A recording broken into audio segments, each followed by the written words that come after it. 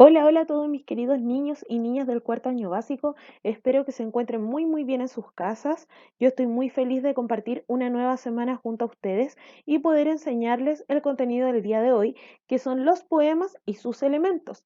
Recuerdan que el año pasado habíamos visto algunos elementos del poema y los habíamos explicado. Bueno, hoy día vamos a profundizar mucho más en ellos para poder finalizar el contenido analizando los elementos que éste contiene y su lenguaje figurado.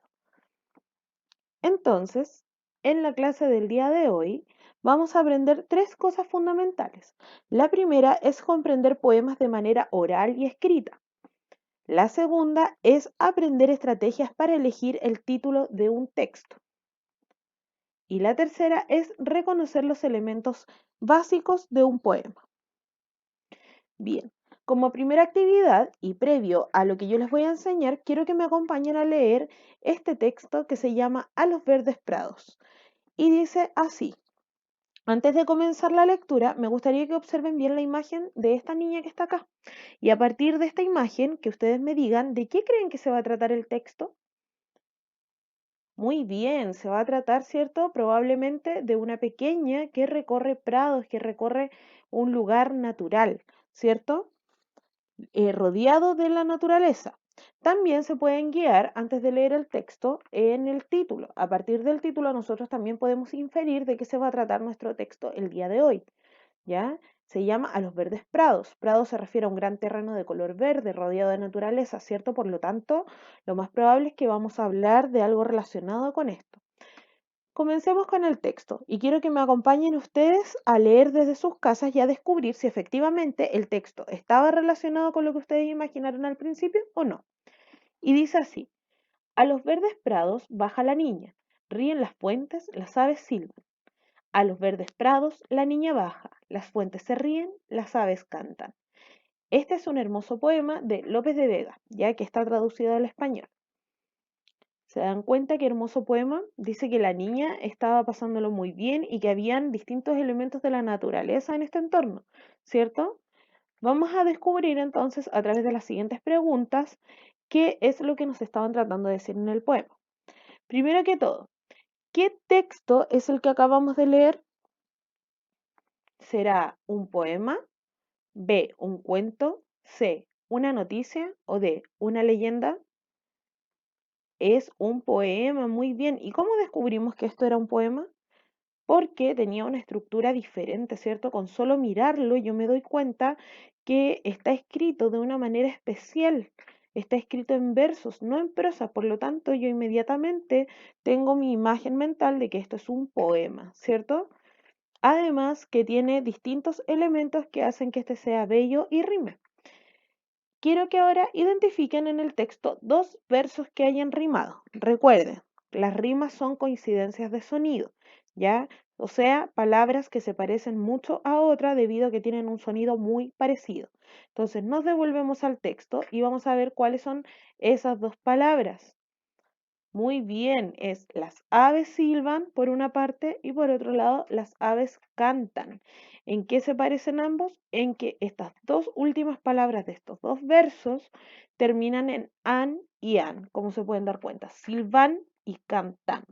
Entonces son rimas, así que lo hicieron excelente. Por último, ¿para qué creen ustedes que fue escrito este texto, chicos? ¿Para qué se escriben los poemas? ¿Cuál es el propósito? ¿Para qué el autor de un poema lo escribe? ¿Cuál es el fin principal? Expresar sentimientos y emociones. Excelente. A diferencia de otro tipo de textos como los no literarios o los cuentos, las fábulas que son solo para entretener a un público, estos tienen como finalidad expresar sentimientos y emociones, ¿cierto? Hacer sentir algo al lector, ¿ya? Que no es el propósito de la noticia, por ejemplo, que es informar sobre algo, ¿cierto? Son cosas totalmente diferentes. Entonces, lo que vamos a ver en nuestra clase de hoy básicamente va a ser la definición, ¿ya? ¿Qué es o qué son los poemas, ¿cierto? En segundo lugar, vamos a saber cuál es el propósito de los poemas, o sea, con qué fin fueron escritos. En tercer lugar, vamos a descubrir cuáles son sus elementos, ¿ya? En cuarto lugar, vamos a ver cuáles son las rimas y qué tipos de rimas son las que existen. Y por último, vamos a hacer un ejercicio para saber si comprendimos todo lo que aprendimos en esta clase. Entonces, en primer lugar, vamos a averiguar, como yo les dije, qué es un poema y vamos a saber su definición. Ustedes tienen que saber que un poema es un texto literario que está principalmente escrito por un poeta. Entonces, la labor principal del poeta, que vendría siendo el escritor, ¿cierto? Es escribir un poema para transmitir estos sentimientos y emociones, ¿ya? Pero ya vamos a pasar a eso a continuación. Entonces, ¿quién puede ser poeta? Cualquier persona, chicos. Incluso ustedes mismos pueden ser poetas, ¿ya? Todos podemos ser poetas, todos podemos transformarnos en escritores. Solo basta con una pizca de inspiración, escoger un tema que tengamos, ¿ya? Y ver qué tipo de texto es el que queremos crear para transformarnos en un escritor. Como este escritor escribe en la gama de los poemas, se llama poeta. Ya si hubiese sido otra gama de textos, hubiese sido simplemente un autor o un escritor. ¿Ya? El propósito principal entonces de nuestros poemas son tres principalmente. En primer lugar, un poema lo que busca es expresar sentimientos, expresar emociones o expresar ideas, ¿ya? ¿Qué tipo de sentimientos podemos expresar dentro de un poema? Cualquiera. Puede ser amor, dolor, rencor, felicidad o el sentimiento que le plazca al autor en el momento de crear su poema, que puede ser tanto un sentimiento positivo como también uno negativo. ¿Ya? ¿Qué tipo de emociones podemos declamar en un poema? Emociones como la alegría, la ira, la tristeza, el miedo o la vergüenza o cualquier otra que ustedes también puedan averiguar. Y por último, podemos también hablar sobre ideas que se nos vayan ocurriendo, ideas sobre niños, animales, cosas, comida, lo que tú quieras, ¿ya? Cuando nosotros proporcionamos una idea dentro de nuestro poema, generalmente nos vamos a poner a hablar sobre algo en específico. Ese algo en específico de lo cual nosotros vamos a hablar en nuestro poema se llama objeto lírico. Entonces, para descubrir cuál es el objeto lírico dentro de nuestro poema, yo me tengo que preguntar sobre qué se está hablando en el poema. El tema entonces del cual se está hablando en el poema es mi objeto lírico. Y mi objeto lírico puede ser, como yo les dije anteriormente, cualquier cosa. Incluso puede ser una cosa, un objeto, un animal, una persona, un alimento que a ustedes les guste.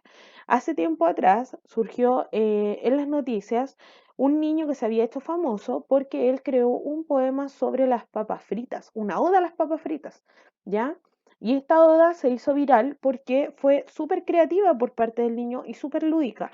Uno generalmente siempre está esperando que en los poemas surjan temas un poco sombríos, un poco tristes o bien sentimentales, pero también se pueden generar poemas a raíz de algo que no tenga tanta relevancia y transformarlo en algo chistoso o en algo novedoso, ¿ya? Así que solamente basta con creatividad para poder escribir mi poema y con algún objeto lírico que sea de tu conveniencia.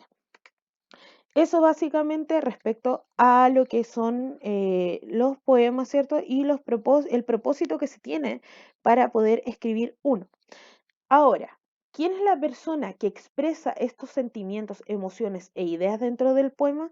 Esta persona se llama hablante lírico, ¿ya?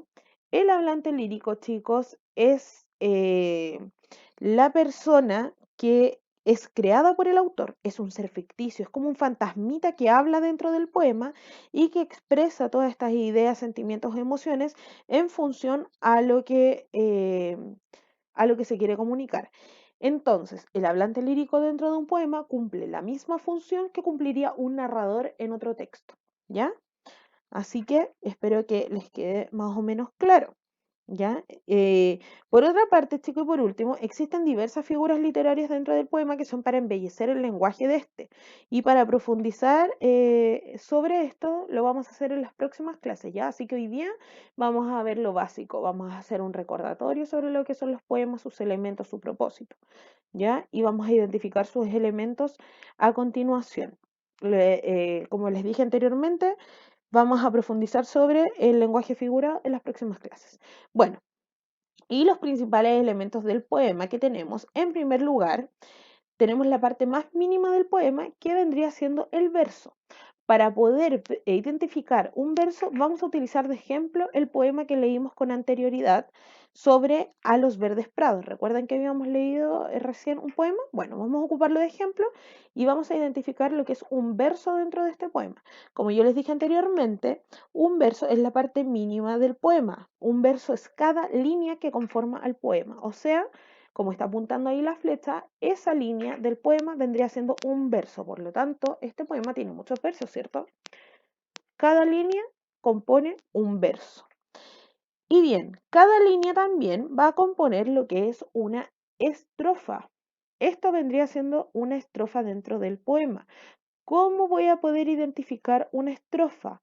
La estrofa siempre comienza con letra mayúscula y termina con un punto que puede ser un punto aparte o un punto final, ¿ya? Entonces, esa es mi primera pista para poder identificar lo que es una estrofa, ¿ya?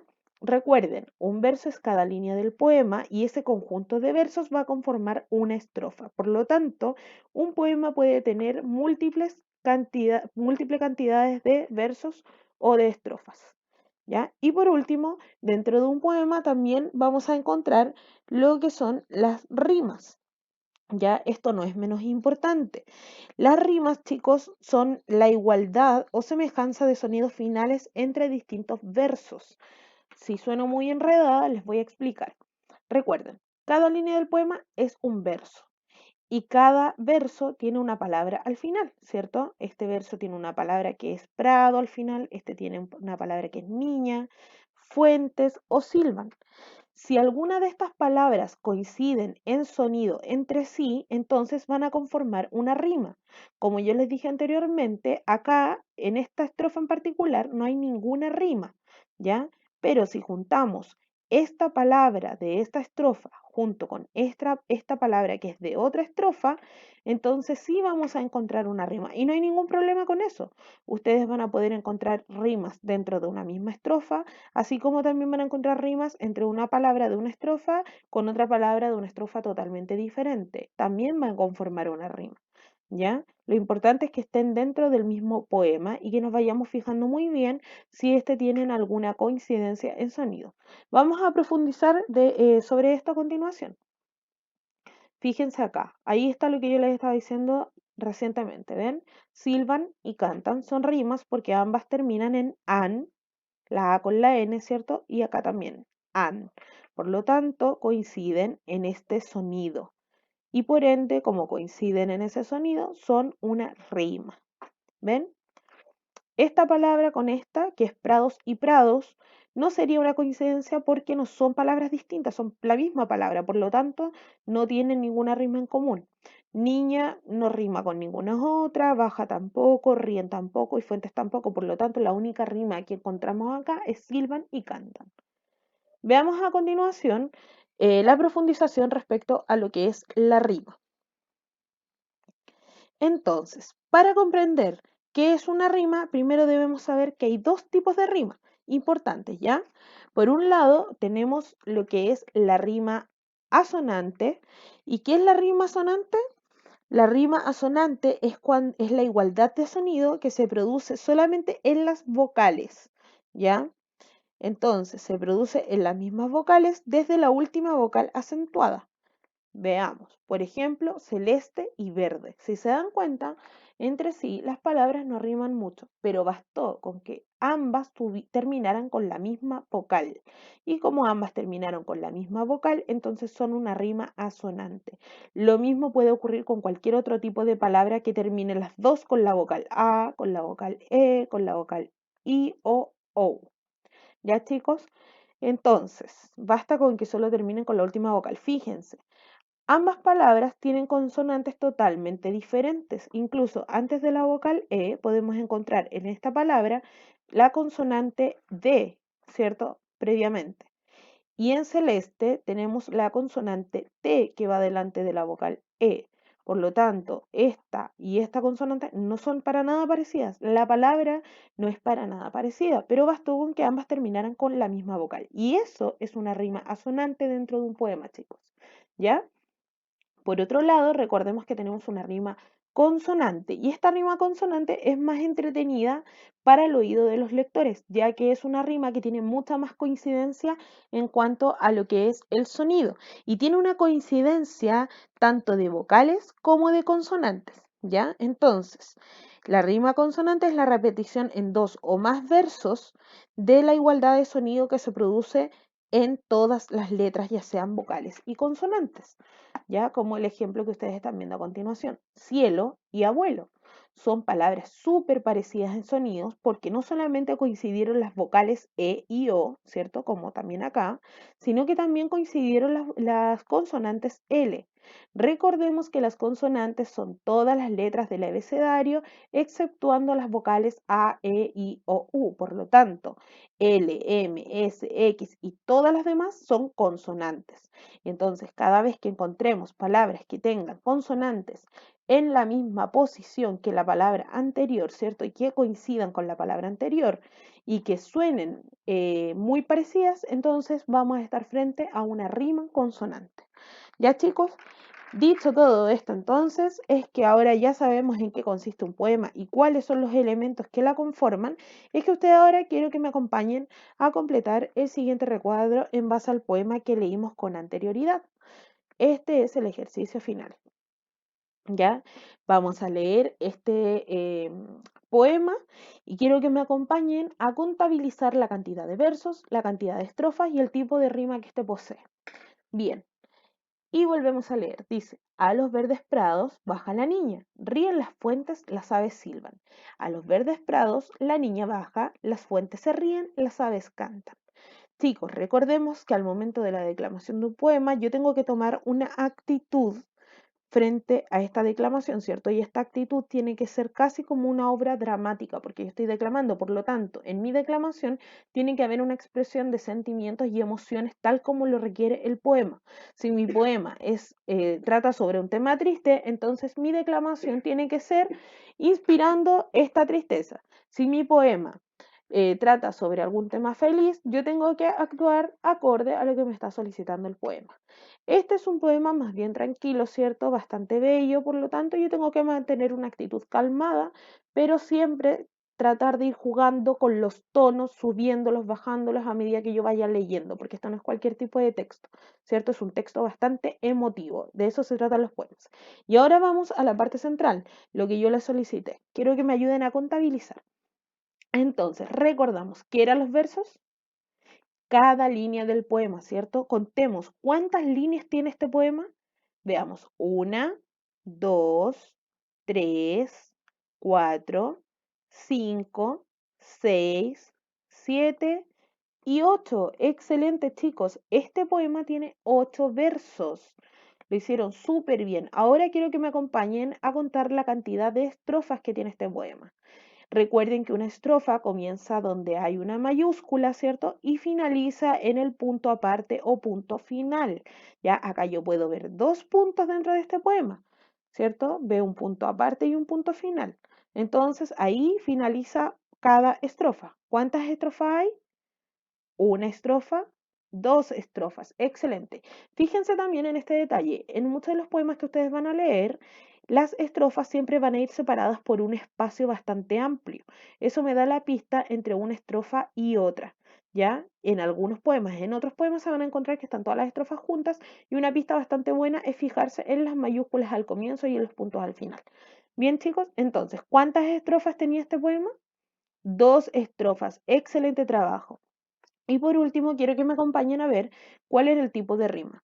Anteriormente yo les di la pista de que no había ningún tipo de rima ni en la primera ni en la segunda estrofa en cuanto a las palabras prado, niñas ni fuentes. Pero habíamos encontrado una rima en las aves silban, ¿cierto? ¿Con cuál más? Las aves cantan. Excelente. Entonces podíamos encontrar dos, o sea, un tipo de rima, que era consonante. Pero si ustedes se fijan bien, yo acabo de encontrar otro tipo de rima que es asonante entre la primera estrofa y la segunda. Fíjense bien. ¿Será prados con prados? No se puede, ¿cierto? Prados con baja, tampoco. Prados con rien, no, porque una termina en S, la otra termina en N, no riman por ninguna parte, ¿cierto? Niña con prados, No, niña con baja. Ajá, lo descubrieron, ¿cierto? Niña con baja sí es una rima sonante, porque a pesar de que las palabras no suenan para nada parecido, niña termina con la vocal Ah, excelente. Y baja termina con la vocal A. Muy bien. Entonces, ahí encontramos una rima asonante y acá teníamos la segunda rima que habíamos identificado anteriormente, que es la rima consonante. Así que tenemos dos tipos de rima dentro de este poema, rima asonante y rima consonante. Lo hicieron excelente, chicos. Felicidades. Ya están todos unos expertos en análisis de poemas. Ahora y como última actividad, vamos a leer el siguiente poema que se llama La Ronda de los Aromas. Antes de comenzar a leer este poema, yo quiero que me respondan las siguientes preguntas. ¿Ustedes conocen alguna hierba que se use para cocinar? ¿Mm? Cuando la mamá cocina y le echa ahí como unas plantitas a la comida, ¿cierto? Estas plantitas huelen muy rico, se llaman hierbas, ¿cierto? Algunas las echan frescas, otras las echan secas. Yo, por ejemplo, cuando cocino, utilizo bastante lo que es el orégano, utilizo romero, tomillo, incluso utilizo menta para hacerme tecito. ¿Ustedes han tomado agüita de menta alguna vez? Yo creo que sí, ¿cierto? O la albahaca cuando le echan al pastel de choclo. ¡Qué rico! Bueno, todas estas entonces son hierbas aromáticas. Yo creo que algunos de ustedes conocían más de una, ¿cierto? De las que mencioné. ¿Por qué entonces creen ustedes que este texto se llama Ronda de los Aromas? ¿Tendrá algo que ver con lo que mencionamos recién? Veamos a continuación, quiero que me acompañen a leer. A medida que leamos, chicos, vamos a encontrarnos con palabras que están destacadas en color rojo. Estas son palabras que pueden ser un poco desconocidas para su vocabulario. Así que para asegurarnos de que entiendan bien el poema, yo quise poner inmediatamente el significado de estas palabras. Primero, veamos el significado de las palabras, comencemos a leer y a medida que leamos nos vamos a ir deteniendo para analizar algunos aspectos de este poema. En primer lugar tenemos la palabra desvariador. Desvariador significa que hace delirar, ¿cierto? Que hace como alucinar con algo. Atarantado significa que está apurado o desordenado. Cederrón, por otra parte, es una hierba medicinal. Es un tipo de hierba, ¿cierto?, que ayuda a curar algo. Y por último, esplendor vendría siendo grandiosidad, algo que es muy grandioso, ¿cierto? Algo muy enorme, muy genial. Entonces, ya que sabemos qué significan esas palabritas, comencemos con la lectura. Dice, albahaca del cielo, malva de olor, salvia dedos azules, anís desvariador. Excelente. Entonces, chicos, ¿por qué en este primer párrafo creen ustedes que se dice que la albahaca viene del cielo? Mira las cosas chistosas que dice un poema, ¿cierto? Son cosas bastante entretenidas. Bueno, a esto yo me refiero un poco con lo que es el lenguaje figurado, que no es necesario que conozcamos para poder interpretar completamente un poema, porque ya nos podemos hacer una idea. Si nos están diciendo que la albahaca viene del cielo, no es literalmente que venga del cielo, no es que baje de ahí o que llueva, sino que probablemente el autor o perdone, el hablante lírico está tratando de referirnos que la albahaca es como algo celestial, ¿cierto? Porque cuando nosotros relacionamos que algo viene del cielo, estamos refiriéndonos a que es algo celestial, que es algo superpoderoso, algo inalcanzable. Por lo tanto, ¿puede tener relación esto con que venga del cielo? Yo creo que sí, ¿cierto? Continuemos entonces. Bailan atarantados a la luna o al sol, volando cabezuelas, tallas y color. Las amarrea el viento, las abre el calor, las palmotea el río, las aviva el tambor. ¿Cuándo es que las mandaron a hacer matas de olor? Todas dirían sí y gritarían yo. ¿Por qué aquí, chicos, ustedes creen que las matas querían tener olor? Cuando dice, ¿cuándo es que las mandaron a hacer matas de olor? Todas dirían sí y gritarían yo. ¿Por qué creen ustedes que ellas quieren ser matas de olor? Vamos, continuemos entonces. Probablemente querían ser matas de olor porque esto las distinguiría del resto de las plantas. Podría ser, ¿cierto? Ya, continuemos entonces. La menta va al casorio del brazo del cederrón y atrapa la vainilla al clavito de olor. Bailemos a los locos y locas del olor. 5 semanas, 5 les dura el esplendor. Y no mueren de muerte, que se mueren de amor. Excelente. Este es un hermoso poema de nuestra querida poeta chilena Gabriela Mistral, ya que fue sacado de las antologías en verso y prosa. Muy bien, chicos. Ahora que leímos este maravilloso poema, Ustedes ya están todos unos expertos en contabilizar lo que son los versos de la estrofa, por lo tanto no lo vamos a hacer, pero lo que sí vamos a hacer ahora es analizar en profundidad el mensaje que se nos quiso entregar en este poema a través de las siguientes preguntas que yo quiero que me ayuden a responder. ¿Ya? Entonces, la primera pregunta menciona lo siguiente, dice, según el poema, ¿cómo eran las hierbas? ¿Cómo son? Son A, sabrosas, B, coloridas, C, amorosas o D, aromáticas. ¿A qué se hacía mención mayormente en el poema? Si quieren, nos podemos devolver. Esta es una muy buena estrategia, chicos, para la comprensión lectora. Siempre me puedo devolver al texto. Recuerden que el año pasado lo habíamos visto, ¿cierto?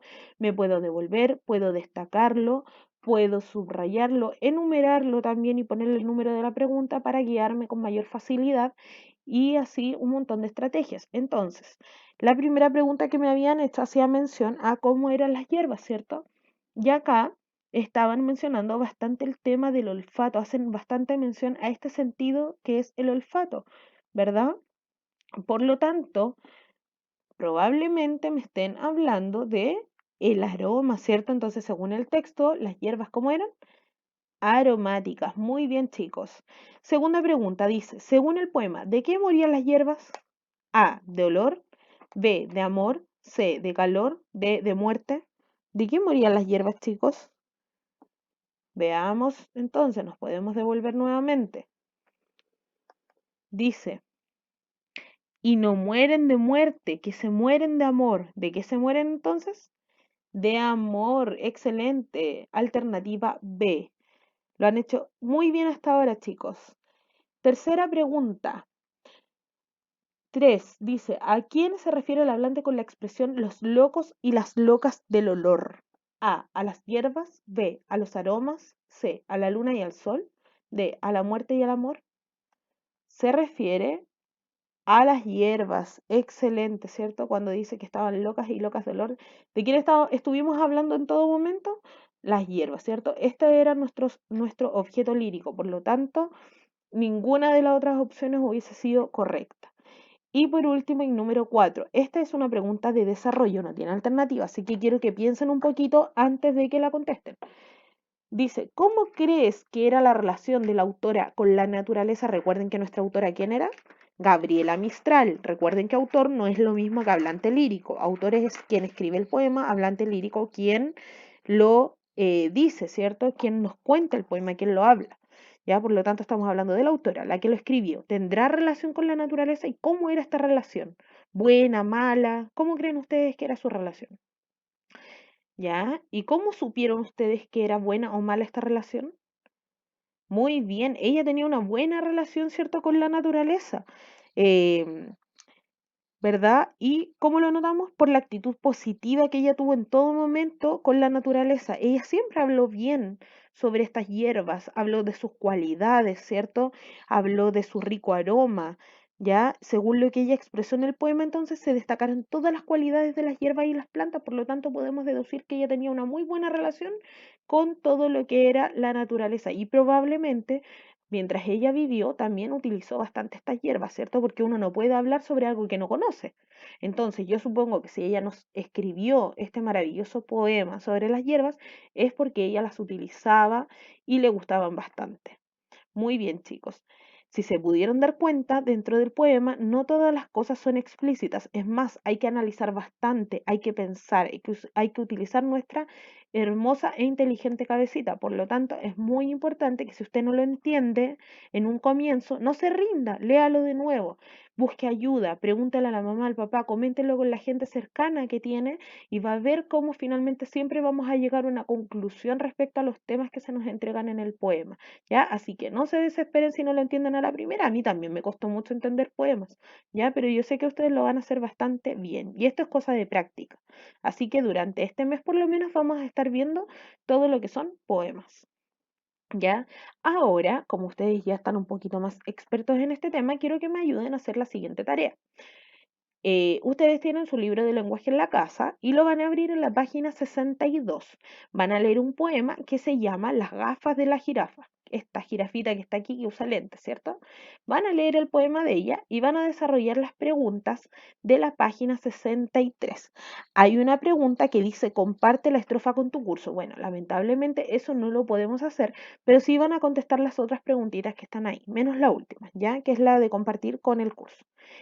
Y eso, chicos, espero que les haya gustado mucho esta clase, espero haberlos ayudado a aclarar todas las dudas respecto a lo que es un poema. Y si ustedes tienen alguna otra duda, me pueden escribir o consultar, ¿cierto? Al correo que está a continuación. Aquí mismo también espero las respuestas sobre su actividad.